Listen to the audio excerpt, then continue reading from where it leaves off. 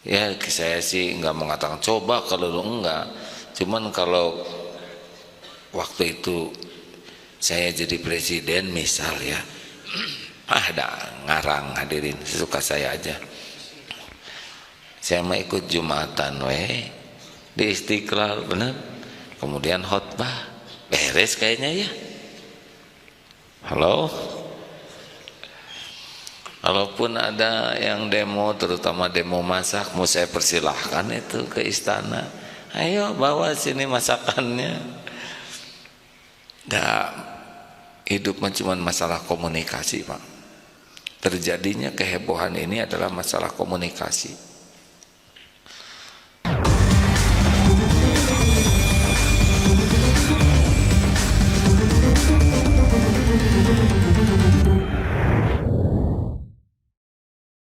Muhammad wa ala alihi wa ashabihi ajma'in.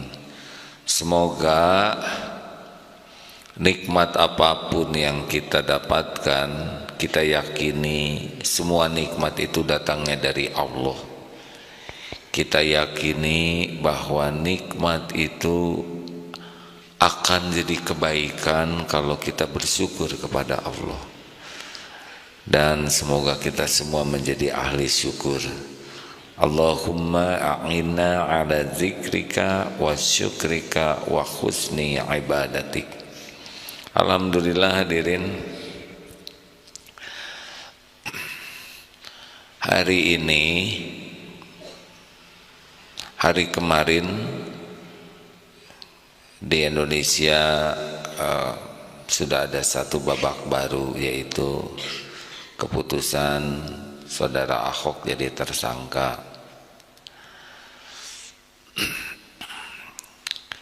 Semua bentuk karunia Allah itu harus membuat kita ingat kepada Allah.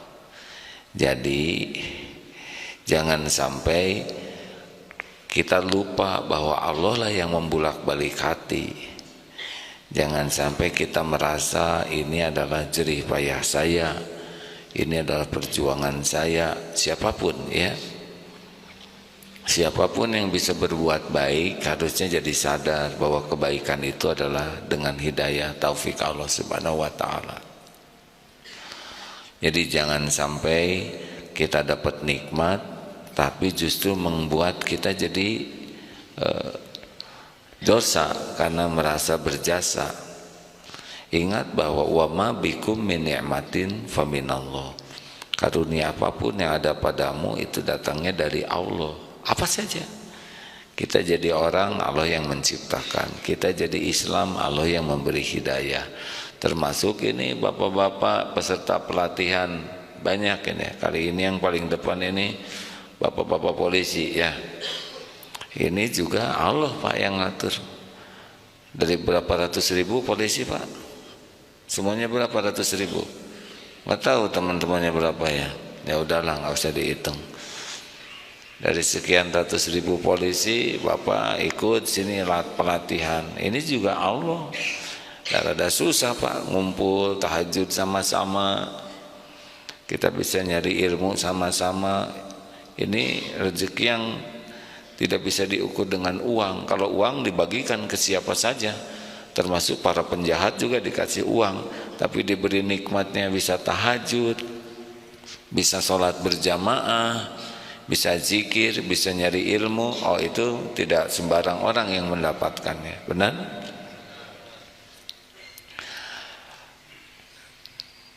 Jadi kita harus bersyukur. Yang kedua, kita pun dalam syukur itu harus menyadari bahwa semua nikmat itu ada jalannya.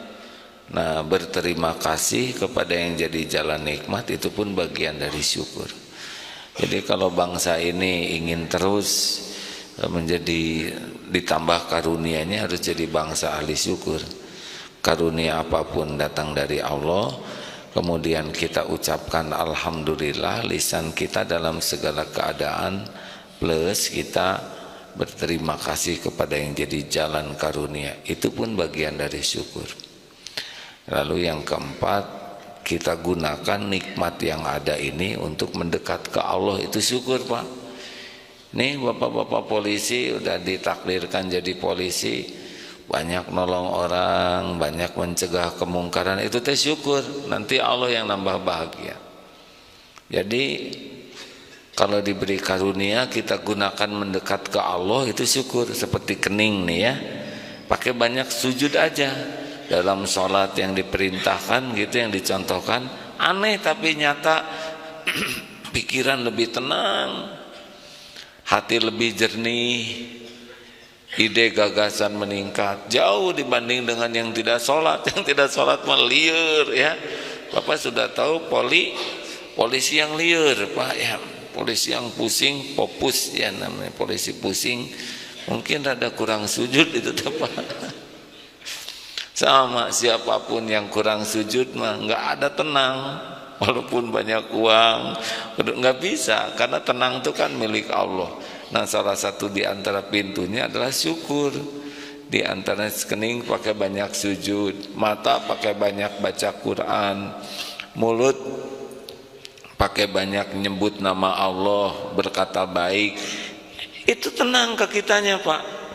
Bapak banyak zikir misalkan lalu lintas tuh Pak ya, sampai subhanallah, astagfirullah gitu Pak. Coba kejemur kan polisi mah Pak, kehujanan, kasihan ya.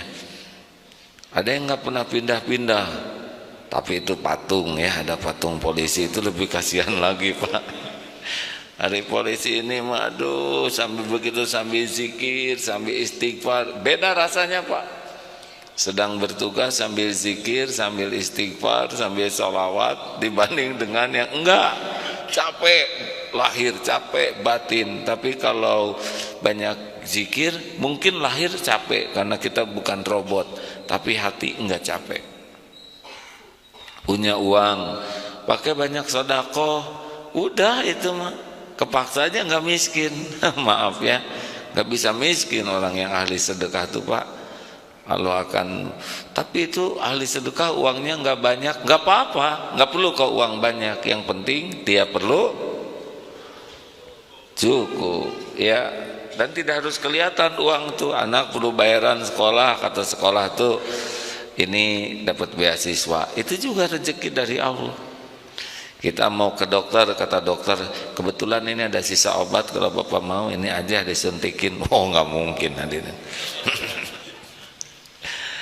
Pokoknya kalau Allah mau mencukupi, cukup mau umroh nggak ada uang, nggak cukup, tiba-tiba ada yang kayak itu, ada pembantu Pak, doa terus ingin bisa ibadah haji. Dulu ini kejadiannya, tapi dari mana ya Allah saya bisa haji? Dari engkau. Akhirnya beliau tiap tahajud minta, kalau dari gaji mah nggak mungkin. Apa yang terjadi?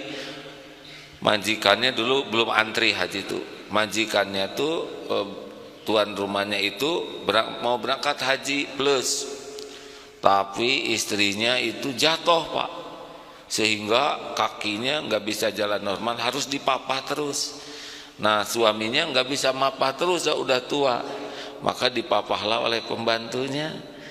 Nah akibat itu supaya hajinya langsung, maka pembantunya didaftarin juga haji plus, gara-gara harus memapah ibu itu. Nah ada aja jalannya, kita nggak usah ngarap-ngarap atasan keseleo dan semuanya, sim keseleo atau nanti dipapah oleh saya.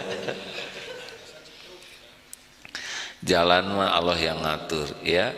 Makanya tugas kita mah sekarang nikmat yang ada gunakan untuk mendekat ke Allah.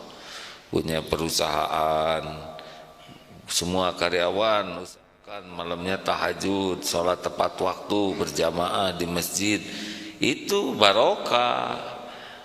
Barokah. Sama nih Kapolri juga dengan jajarannya memutuskan ini, karena ini memang harus begitu secara hukum ya.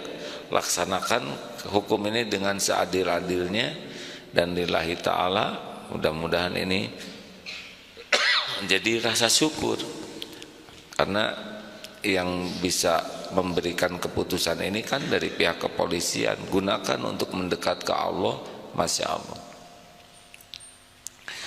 Nah di dalam dakwah itu ada satu ayat surat apa tadi, surat Toha 4344. Ini bagaimana cara dakwah yang dilakukan oleh Nabi Musa kepada Fir'aun.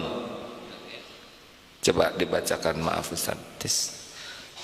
A'udzu billahi minasy syaithanir rajim.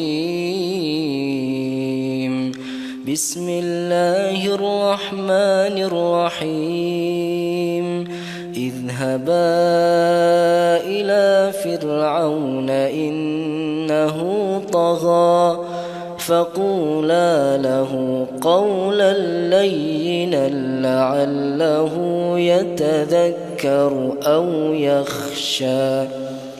Allah berfirman, pergilah kamu berdua wahai Musa dan Harun kepada Fir'aun, karena dia benar-benar telah melampaui batas. Maka berbicaralah kamu berdua kepadanya dengan kata-kata yang lemah lembut, mudah-mudahan dia sadar atau takut. Nah, bayangkan ini Fir'aun itu manusia durjana, itu ngaku-ngaku dirinya sebagai Tuhan. Di kita banyak yang ngaco, paling ngaku nabi ya. Ada dulu seorang yang namanya Tuhan, itu juga stres, bahaya. Nah, Nabi Musa dan Harun disuruh, perintahkan oleh Allah untuk bicara kepada Fir'aun, tetapi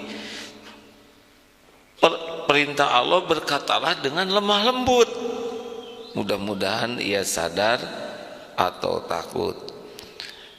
Ini luar biasa.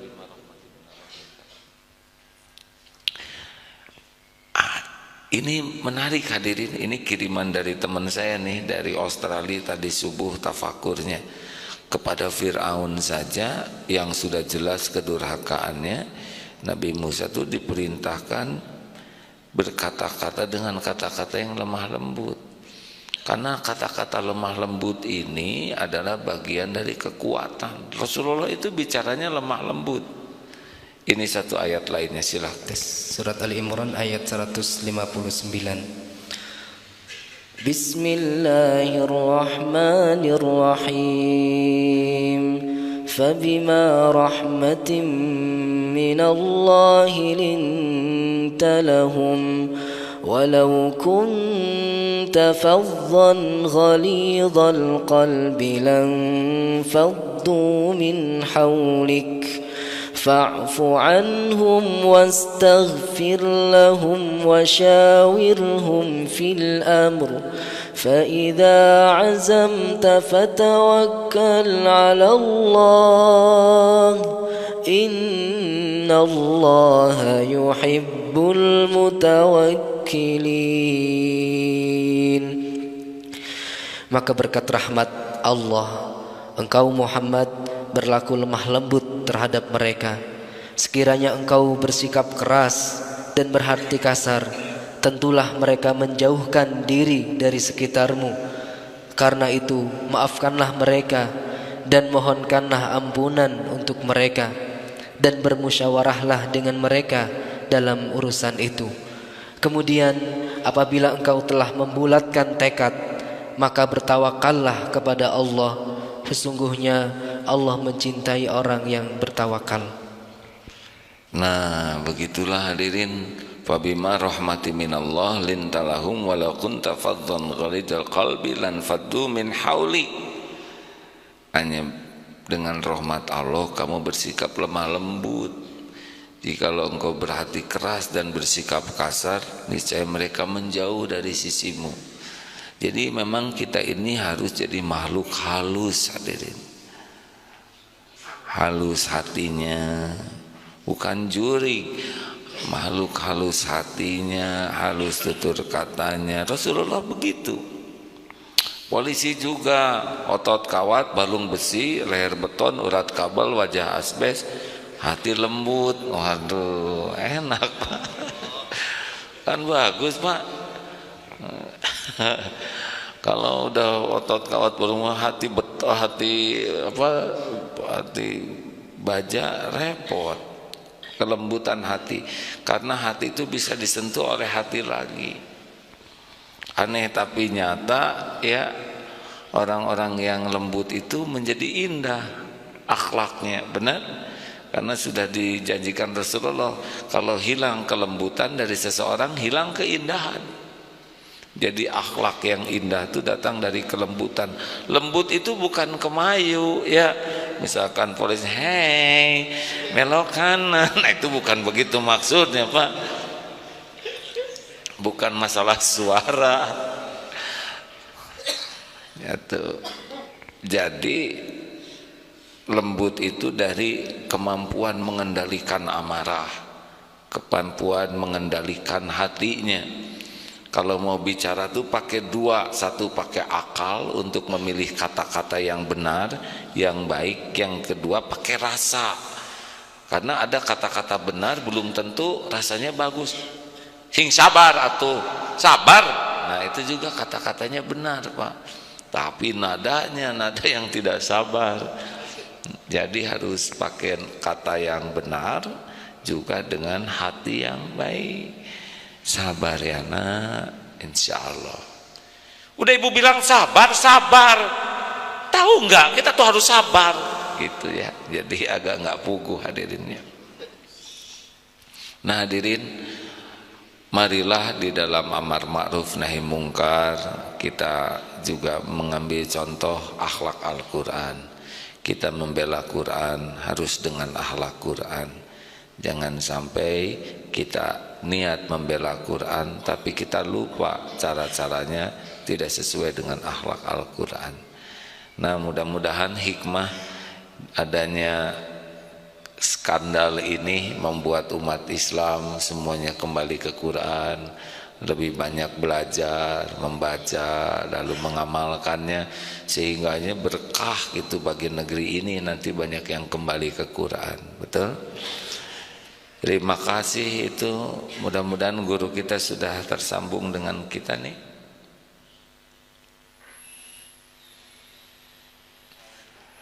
Assalamualaikum warahmatullahi wabarakatuh. Pak Miftah. Alhamdulillah, semoga Pak Miftah sehat, istiqomah, amin amin.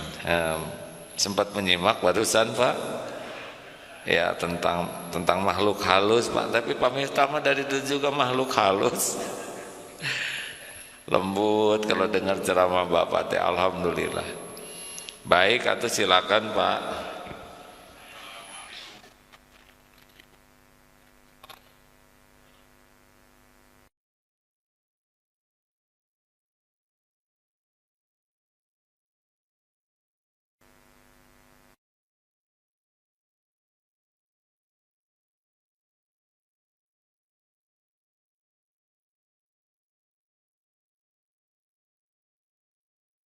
Ikuti apa yang disampaikan awal pembahasan mengenai syukur. Ya, banyak nikmat yang Allah berikan kepada kita dan kita nggak bisa menghitungnya. Terlampau banyak nikmat yang Allah berikan kepada kita dibandingkan dengan kemampuan kita untuk bisa menghitungnya. Di antara sekian nikmat tentu ada nikmat-nikmat yang secara khusus kita terima. Tapi diingatkan oleh Al-Quranul Karim, wa qalilum min ibadiyasy syakur. Katanya hamba-hambaku atau orang itu yang bersyukur itu cuma sedikit. Rupanya kebanyakan orang itu gak syukur, atau mungkin syukurnya sesyukuran gitu, syukur main-mainan. Nah oleh karena itu kita segarkan kembali petunjuk agama bagaimana mensyukuri nikmat apapun. Yang pertama, Nabi SAW menyatakan Ra'sus syukri alhamdulillah. Pangkal dan awal pernyataan syukur itu adalah kita memuji Allah, alhamdulillah. Sudah biasa kita lakukan. Kalau kita dapat nikmat, maka kita segera menyambutnya dengan alhamdulillah. Hati-hati ketika orang lain memuji kita, jangan sampai kita menjadi lupa lantas memuji diri. Ketika orang lain memuji kita, silahkan sampaikan terima kasih, tapi kembalikan alhamdulillah, segala puji hanya untuk Allah. Jadi di dalam agama kita ada ucapan-ucapan yang menggambarkan atau membuktikan ini kita ini segala-galanya berserah diri kepada Allah. Memulai berbuat sesuatu kita nyatakan bismillah atas nama Allah supaya optimis, atas nama Allah jadi optimis. Apalagi Allah yang maha kasih maha sayang. Ketika kita sukses berhasil kita ucapkan alhamdulillah. Puji hanya untuk Allah, bukan untuk saya, karena saya bisa melakukan ini karena izin Allah. Kemudian ketika kita mendapatkan sesuatu yang di luar keinginan kita, maka kita pasrah kepada Allah. Masya Allah, ya semuanya berjalan atas kehendak Allah. Ketika kita berjanji, kita juga menyatakan insya Allah. Ya mudah-mudahan kalau Allah menghendaki, di dalamnya ada muatan, mudah-mudahan Allah menghendaki. Ketika kita mengagumi sesuatu, maka kita menyatakan subhanallah, maha suci Allah. Dan tentu jangan lupa ketika kita khilaf, ketika kita melakukan kesalahan, ketika kita sedang marah, maka kita mengucapkan astagfirullah, mohon ampun kepada Allah. Ketika kita ada rasa khawatir, takut sesuatu yang menimpa kepada kita, maka kita mengucapkan wa na'udzubillah min dzalik. Kalau berjanji juga insya Allah. Nah, ini semuanya ini menggambarkan bahwa seorang muslim itu segala-galanya adalah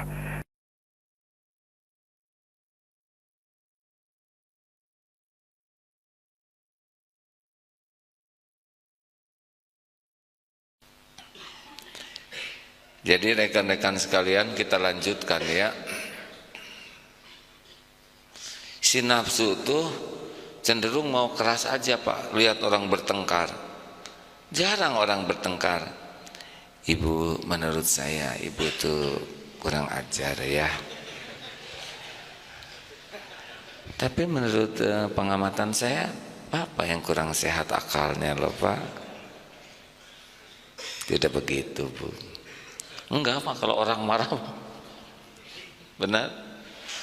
Di mana mata kamu? Nanya apa? Kata pembantu, ini saya juga sudah tahu monyong. Jadi dia yang monyong. Dasar kamu ini orang kampung. Kita di kampung se-RT loh Bu. Diam. Kalau orang marah tuh Pak, akalnya turun. Makanya gonjang-ganjing di negeri ini kan intinya akibat orang nggak bisa mengendalikan diri. Ini kan cuma perkara kata-kata ya. Sampai waduh 2,3 juta orang tuh Pak. Nggak pernah terjadi di Jakarta. Lah semalam itu bapak-bapak polisi yang cerita karena ikut, harusnya Intel nggak cerita ya, tapi nggak apa-apa lah, udah keburu cerita. Saya kan ikut di dalam katanya mengamati.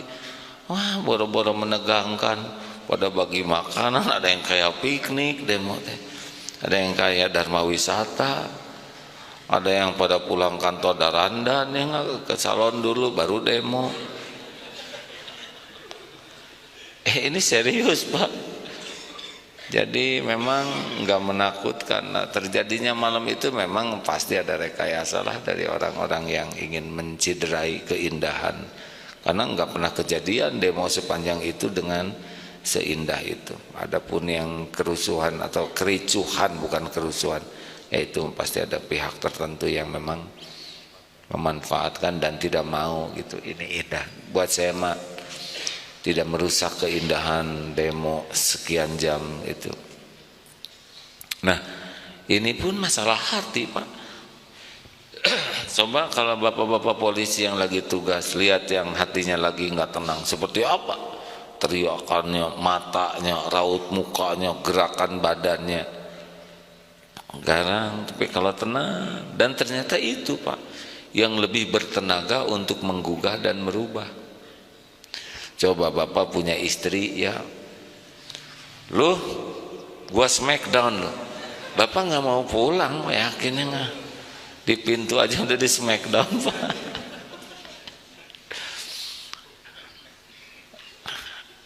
Saya tanya ke ibu-ibu, Bu, ibu jawab Bu, jangan bikin emosi. Ibu, apakah ibu mau punya suami pemarah? Yang mantap jawab, maukah punya suami pemarah? Kurang mantap, maukah punya suami pemarah? Apalagi suami ya. Langsung si ibu begitu. Wah berat kalau punya istri dimarahin terus, bisa nggak pulang-pulang, bapak bisa itikaf terus nanti. Tentu ada naluri di kita ingin marah, tapi bukan marah, namanya tegas Pak, tegas dan santun. Apa yang membedakan marah dengan tegas? Kalau marah itu asalnya nafsu, keluarnya marah-marah, ujungnya zolim. Itu rutenya Pak. Sini emosional, nafsu, keluarnya marah. Ini kompak nanti semua ini ya. Dan hasilnya itu pasti nyakitin orang. Baik oleh kata-kata maupun oleh perilakunya. Tapi Islam itu mengajarkan tegas. Kalau tegas itu dari sini, takwa, takut ke Allah. Saya harus melakukan sesuatu nih, keluarnya tegas, ujungnya adil. Jadi hakim tuh nggak boleh marah, hakim tuh boleh tegas. Sama polisi nggak boleh marah-marah ya. Polisi marah-marah pasti nggak akan adil. Nggak bisa, adil itu hanya bisa dari orang yang bisa mengendalikan amarahnya. Makanya orang marah tuh nggak jelas Pak. Saya pernah sengaja mencari rekaman di YouTube orang-orang yang marah Pak. Ada nih di airport, dia dipanggil ting teng kepada penumpang menuju beritahu penerbangan segera pesawat segera diberangkatkan. Nah dia telat tuh karena dia di toilet. Pas selesai dari toilet mungkin lama, wah sudah ditutup pintunya. Wah dia nggak terima. Wah marah Pak. Kursi dibanting, komputer di tempat itu didorong, ditendang jendela. Udah gitu dia kesakitan, ditangkap oleh polisinya, dibawa. Itu hasilnya Pak. Nggak membuat dia jadi terbang, malah dia sekarang masuk ke dalam ruangan khusus. Dulu ada seorang wali kota dulu sekali, marah-marah, pak, hanya nempeleng segitu, didakwa tuh Pak. Lama sekolah, lama kampanye, pengen pak aja begitu ya. Kalau gini sih masih mending enggak prot. Kenapa? Ini tangan kan hanya ngikutin hati aja, hati yang marah.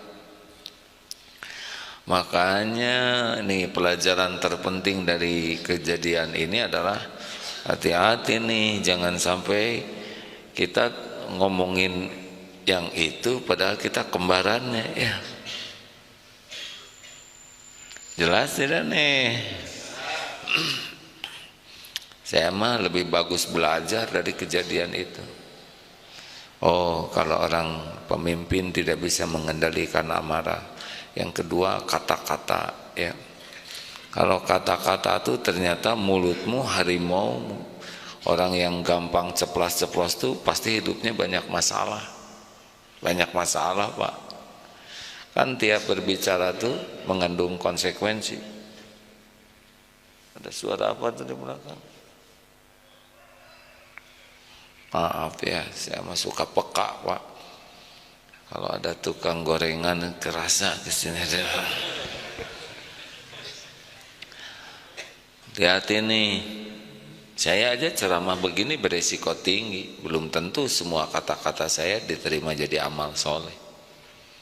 Makanya hikmah kedua, udahlah nggak usah banyak bicara, mending banyak tobat. Wajah-wajah ini makan wajah-wajah ini nih ya. Wajah-wajah bakal meninggal, betul? Oh, mau gimana lagi, nggak bisa. Dan kalau saya lihat ini belum tentu panjang umur kan. Kenapa jadi tegang begini Pak? Ya Ya, kita belum tentu panjang umur, dan kalau mati itu yang kita bawa cuma amal, Pak. Makanya tobat. Udah, daripada banyak ngobrol, mending banyak istighfar. Betul? Pelajaran apa lagi yang ketiga? Jangan suka telat ngambil sikap tuh, ya. Kalau telat tuh masalah terus. Ya, saya sih nggak mengatakan coba kalau lu enggak. Cuman kalau waktu itu saya jadi presiden misal ya, ada ngarang hadirin, suka saya aja. Saya mau ikut Jumatan di Istiqlal, bener. Kemudian khotbah, beres kayaknya ya. Halo. Kalaupun ada yang demo, terutama demo masak, mau saya persilahkan itu ke istana. Ayo bawa sini masakannya. Hidup cuma masalah komunikasi, Pak. Terjadinya kehebohan ini adalah masalah komunikasi. Kalau dari awal segera diproses penistaan agama, reda, ya. Betul? Tapi kan keluar juga omongan itu sesudah didatengin, ya, jadi rada telat dikit. Tapi ya udahlah, udah.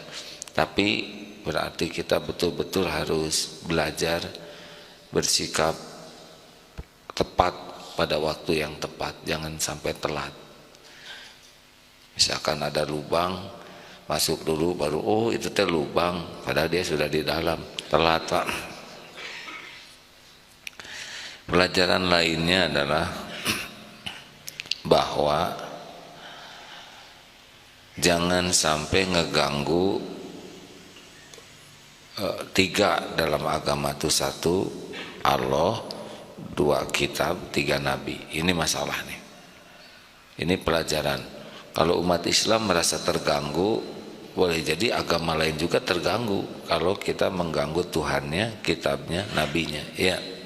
Ini pelajaran bagi kita, nggak usah masuk ke wilayah yang bukan wilayahnya. Sepakat, Pak? Kecuali untuk kajian-kajian ilmiah, tukar pikiran yang jernih, ya. Jangan menggunakan jargon-jargon agama lain untuk kepentingan, terutama tiga hal ini: satu Allah, dua kitabnya Al-Quran dan Nabi. Mungkin agama lain juga akan marah kalau Tuhannya dipermainkan. Seperti ada foto yang di sebuah patung yang dianggap Tuhan, dan dia begini, wah, tersinggung. Tapi entahlah, ketersinggungan kita mungkin lebih dalam, ya, karena beda. Nah, ini jadi pelajaran. Jadi jangan suka masuk ke wilayah yang lain yang memang bukan hak kita, karena ini akan jadi masalah besar. Hikmah selanjutnya, ternyata umat Islam teh bisa akur, ya. Halo? Kalau ada musuhnya. Kalau nggak ada musuh mah jadi musuhnya temennya, Pak. Masa kita harus nyari musuh terus? Nah, iya kan? Nggak pernah kejadian ini, semua ormas kompak begini, Pak. Jadi mungkin bukan musuh, ya, tapi kalau tujuannya jelas ke Allah, ke Al-Quran, ke Nabi, kelihatannya bisa akur. Tapi kalau sudah tujuannya ke organisasi masing-masing, ke ego masing-masing, rada susah akur. Makanya mudah-mudahan ini membuat kita merawat kebersamaan ini. Tidak harus kita nyari musuh, kita punya cita-cita. Musuhnya kan tidak harus dalam bentuk orang. Musuhnya itu misalkan narkoba, korupsi. Benarkah? Kita belum berpikir nih korupsi sebagai musuh utama kita. Narkoba, berapa banyak korban narkoba, tapi umat Islam belum bersatu padu menyimak narkoba ini sebagai sebuah ancaman. Halo? Kenapa Bapak jadi melongo begini? Sama-sama baru kepikir kita, ya nggak apa-apalah. Tapi harusnya energi ini, coba kalau 2,3 juta ditambahlah 2 juta lagi khusus demo agar Indonesia ini bebas narkoba, bebas korupsi. Dan rezeki itu kan gaji bisa meningkat Pak kalau tidak dikorup, betul tidak? Karena anggaran pembelanjaan negara ini kan bisa sebagian tuh tidak menjadi kesejahteraan karena dimakan oleh orang-orang tertentu. Ini ada pikiran ya, energi kebersamaan ini harusnya tetap ada dan untuk sesuatu yang lebih dahsyat lagi di negeri ini. Jadi udah dipicu nih, udah ada nih kita energi ini bisa sama-sama. Dan kalau didorong gini kan rada cepet juga tuh polisi dengan saya nggak tahu kalau nggak ada demo mungkin nggak juga. Nah, hal lainnya adalah bagaimana semua kejadian ini bisa merubah pribadi-pribadi kita. Jadi jangan sampai kita hanya sibuk aja mikirin masalah, padahal kita tuh bagian dari masalah juga. Kita kan hobinya mikirin masalah orang Pak, padahal kita super bermasalah. Salah ngomong Pak, bukan alhamdulillah, auzubillah. Biasa keceletot Pak. Jadi kita tuh benar-benar dari semua kejadian ini tuh apa sih yang terpenting? Dari semua kejadian ini yang terpenting kita yang berubah. Jangan hanya ngomong, jengkel, pusing sampai sholat. Enggak, ya enggak. Tapi segala dipikirin, anak enggak keurus, istri juga enggak tahu kemana, anak dua-duanya juga pada hilang. Kita sibuk persatuan Indonesia, kita harus menjaga keutuhan NKRI. Padahal dua anak udah nggak utuh Pak. Pas lihat bapaknya, bapak amit-amit jangan pulang deh, jangan pulang. Padahal baru pulang demo menjaga keutuhan bangsa Pak. Kan terpugu hadirin. Jadi jangan sampai kita tuh mikir kegedean, kejauhan, tapi diri sendiri juga nggak keurus, benar? Punten ya kalau saya mah ini apa sih dari semua ini yang harus membuat saya jadi berubah, gitu Pak. Jadi kalau semua orang sekarang ngambil hikmah dari kejadian ini, akan terjadi perubahan karena bangsa ini tuh kumpulan orang-orang. Kalau tiap orangnya berubah, bangsa ini berubah tidak Pak? Berubah. Dan kalau ingin merubah suatu bangsa mah bukan ngerubah bangsanya, orang-orangnya berubah. Gini sederhananya ya, ini banyak sampah, ayo kita kerahkan strategi penyapu. Coba ubah setiap orang TSP, tahan dari buang sampah sembarangan. Kira-kira sampah nambah tidak? Jawab. Jangan bikin emosi, sampah. Kan? Kalau tiap orang di sekitar sini TSP, T pertama, tahan dari buang sampah sembarangan. Sampah nambah tidak? Simpan sampah pada tempatnya. Sampah ngumpul tidak? Pungut sampah adalah sedekah. Sampah yang tersisa habis enggak? Enggak usah ada petugas selain petugas pengambil sampahnya. Jadi sebetulnya itu rahasianya Pak. Jadi mau ngomong apa aja gitu tentang negeri ini harus ini susah kalau orang per orangnya tidak punya energi untuk berubah. Kita harus memiliki polisi yang apa tuh Pak? Profesional. Apa sih polisi itu mau apa? Oh, promoter. Apa itu teh? Profesional, modern dan sekarang promoter. Kita harus menjadi polisi yang promoter, profesional, modern, terpercaya. Itu bukan peralatan Pak, itu harus orang-orangnya. Orang-orangnya enggak profesional, mau sehebat apapun jargon enggak lah. Mau modern, kita kemana-mana bahasa Inggris, oh, please you are going here, itu bukan kalah liar rakyatnya Pak. Dan terpercaya. Jadi kalau ngomong promoter, profesional, modern, terpercaya, itu bukan polisi keseluruhan, tapi harus langsung saya profesional tidak, saya modern tidak. Nah, modern bisa kumis dikeriting-keriting, bapak pakai bulu mata palsu misalnya. Saya profesional tidak, saya benar-benar ngerti modern enggak, dan saya terpercaya tidak. Nah, kalau tiap polisi nanya itu ke dirinya sendiri, jangan aneh Pak, jadi sendiri itu. Benar enggak? Tapi kalau tiap apel kita harus profesional, dari polisinya enggak ngerti profesional teh apa, profesor bukan, profesional profesor bukan. Ai modern apa? Handphone modern harus beli yang Pak. Misal ya, sama santri di sini juga BRTT. Apa santri BRTT? Itu kalau ngomong gampang Pak. Bersih, rapi, tertib, teratur. Harus tiap orang. Saya suka bersih tidak, saya rapi tidak, saya tertib tidak, saya teratur tidak. Kalau tiap santri jiwanya udah begitu, yakin jadi pesantren ini BRTT.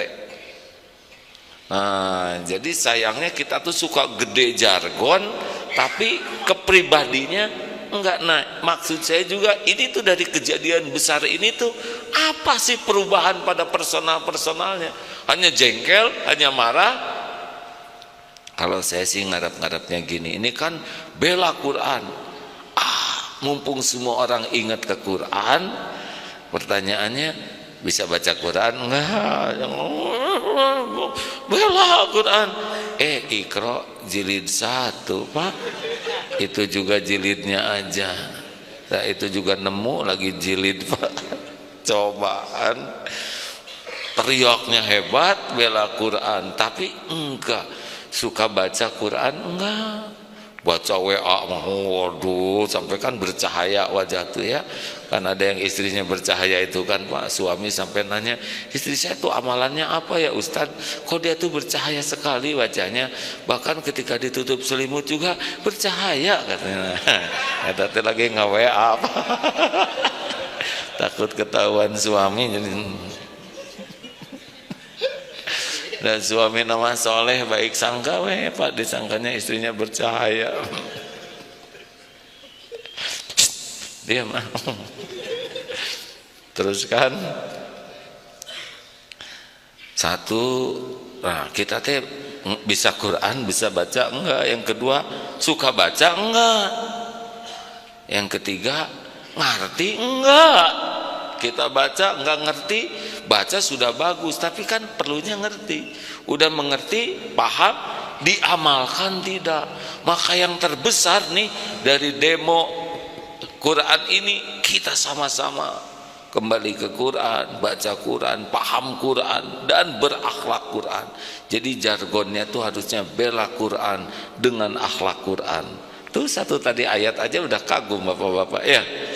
Bagaimana Musa Harun diperintahkan menemui Fir'aun yang segitu ngaconya dengan lembut Pak. Dua ayat tadi udah bisa robah tuh Pak bangsa ini, betul? Coba itu Pak. Nah jadi saya tuh pengen, tapi enggak, gimana ya caranya? Caranya adalah 3M. Tahu 3M apa Pak? Bagaimana? Mulai dari diri sendiri. Apa?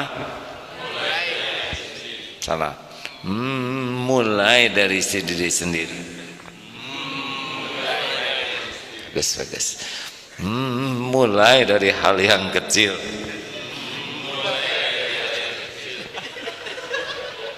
Lucu polisi. Mulai. Udah tua eman. Ya hiburan pagi Pak. Mulai dari saat ini. Satu, mulai dari diri sendiri. Dua, mulai dari hal yang kecil. 3 mulai saat ini. Ya, saya belajar menanamkan pada diri saya begitu, Pak. Kalau ingin bersih ya sayalah yang harus bersih-bersih. Dulu sejarah ini enggak bersih, Pak, tapi lambat laun bersih. Dulu sendal enggak rapi. Gimana supaya sendal rapi? Caranya adalah tiap saya ke masjid dulu dengan rapiin aja sendal dengan para sesepuh di sini dan nungguin, rapiin. Jadi santri, maaf. Gitu aja kerjanya sehari-hari nungguin sendal. Jadi mulai dulu ini jalan bebas sampah, Pak. Dari ujung ke ujung. Pagi bawa gerobak, dulu masih sempat ambilin. Jadi pada nggak berani. Tapi sekarang nggak sebersih dulu. Kenapa? Karena mahasiswanya ganti-ganti, Pak. Yang udah rajin bersih lulus kuliah masuk, yang jarang bersih. Tapi ya itulah hidup. Jadi mudah-mudahan gonjang-ganjing ini bisa merubah pribadi-pribadi kita. Sepakat? Sepakat? Setuju? Wah, bagus lah. Ya, demo di masjid apa yang aman. Ada pertanyaan silakan. Tuh, ya nggak ada yang mau nanya. Ya sudahlah kalau gitu. Sudah makan belum? Nah, ini kufur nikmat nih. Siapa yang nanya makan pagi, Pak? Sudah makan. Kita mah menderita tuh mikirin yang nggak ada terus. Kalau ditanya sudah makan belum? Makan yang mana? Kalau kemarin sudah, gitu. Ada pelatihan 3 hari itu enggak pernah makan, Pak. Subuh ini sudah makan belum Bapak-bapak? Belum. Nanti duhur ceramah lagi. Sudah makan belum, Pak? Belum. Maghrib saya ceramah lagi, sudah makan belum. Luar biasa 3 hari kuatan, Pak. Dan ngomong belum tuh enggak pernah wajahnya bagus, Pak. Belum. Karena orang mikirin yang enggak ada kayak gitu tuh, Pak. Harusnya kalau sudah makan belum, Pak? Sudah. Nggak usah dikasih makan lagi kalau gitu ya.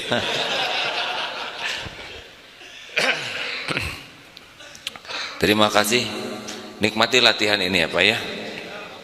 Apa yang Bapak lakukan nanti itu sudah dilakukan semua di sini. Semua jajaran dan sudah puluhan ribu, Pak. SSG aja 12.000, 13.000 mungkin. Santri kita di sini wisuda tiap tahun itu sekitar 9.800 sampai 10.000-an yang dilatih di sini. Sebagian besar itu mengalami apa yang akan Bapak jalanin pagi ini. Nikmati ya. Anggap ini karunia Allah yang besar karena Bapak akan punya suasana baru yang langka dan mungkin sekali-kalinya seumur hidup seperti ini sebelum meninggal ya. Kan nggak tahu, siapa tahu pulang dari sini dijemput malaikat maut. Ya serius, Pak. Saya juga selalu harus siap. Belum tentu nanti malam saya masih hidup. Makanya nikmati latihan ini ya. Ikuti perintah dengan baik. Dulu angkatan yang pertama polisi yang dilatih itu wah salah rombong, Pak. Disuruh siapa nggak mau dia, Pak. Belum nyobain ya.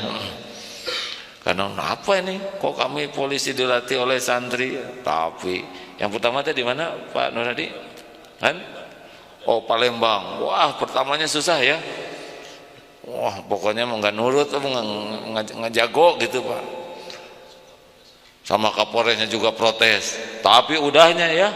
Oh, sampai kamu meluk Kapolres, terima kasih gitu ya. Pak Ade wafat ya. Pak Asep ya. Nah itu yang pertama kali dulu mengadakan. Wah saya datang sana ke Palembang. Waduh itu pada nangis-nangis. Terima kasih Pak Kapolres, saya punya pengalaman ini. Padahal itu di sana latihannya nggak di sini. Alhamdulillah. Pak Andi ini saya tahu dari zaman pangkatnya dulu masih udah ikut ke sini. Biasanya ada sini malam Jumat datang ke sini tuh. Hanya waktu jadi Kapolres Bogor rada susah karena jaga Pak Presiden. Mudah-mudahan makin banyak polisi yang benar-benar menjadi tauladan ya. Yang promekar tadi Pak, promekar apa? Promoter ya, promoter ya, alhamdulillah. Harusnya promoter sol ya. Profesional, modern, terpercaya dan soleh ya, ya. Tambah lagi ya promoter sol dan tawad.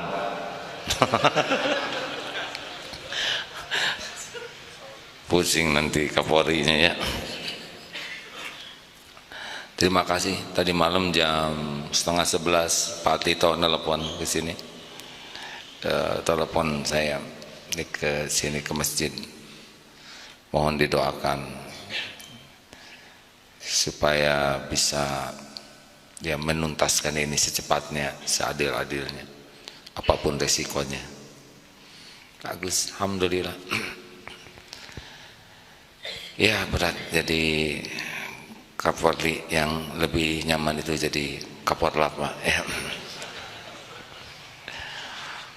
Ada pertanyaan? Tidak ada. Terima kasih Bapak-bapak ya. Pesan saya satu aja, nikmati dengan memperbanyak zikir. Terus saja subhanallah walhamdulillah atau astagfirullah astagfirullah. Disuruh apapun lakukan sambil banyak zikir ya. Apalagi nanti pas latihan di gunung, di hutan, pas sendirian itu benar-benar ini bukan latihan perang ya, latihan menemukan siapa diri. Bapak akan dibawa nanti ke hutan, ke gunung, tafakur gitu, sing jujur melihat diri itu. Saya tuh udah jadi anak yang benar enggak ke orang tua saya. Saya sudah jadi suami yang benar enggak. Wah itu harus diperiksa Pak. Jangan sampai kita enggak tahu siapa diri kita yang sebenarnya. Kan seragam polisi itu cuma topeng aja. Kan bukan itu dari Bapak yang sebenarnya, benar? Banyak yang ketipu oleh topengnya, merasa bagus dengan topeng. Itu mah anak-anak yang karnaval juga TK sama topengnya. Tapi apakah kita lebih dewasa enggak daripada anak-anak? Mudah-mudahan ini akan membantu kita menjadi lebih baik. Terima kasih hadirin, terima kasih para penyimak lewat Facebook. Mohon maaf hari ini campur sari bahasannya, karena ada teman-teman ini mohon didoakan. Bapak-bapak yang berlatih ini adalah pilihan Allah ya, bukan pilihan siapa-siapa. Semoga menjadi figur-figur yang menjadi tauladan bagi keluarganya, bagi masyarakat, dan jadi amal soleh sehingga nanti akhir hayatnya semua husnul khotimah. Sekian walhamdulillah, subhanakallahumma wa bihamdik, asyhadu an la ilaha illa anta, astaghfiruka wa atubu ilaik. Assalamualaikum warahmatullahi wabarakatuh.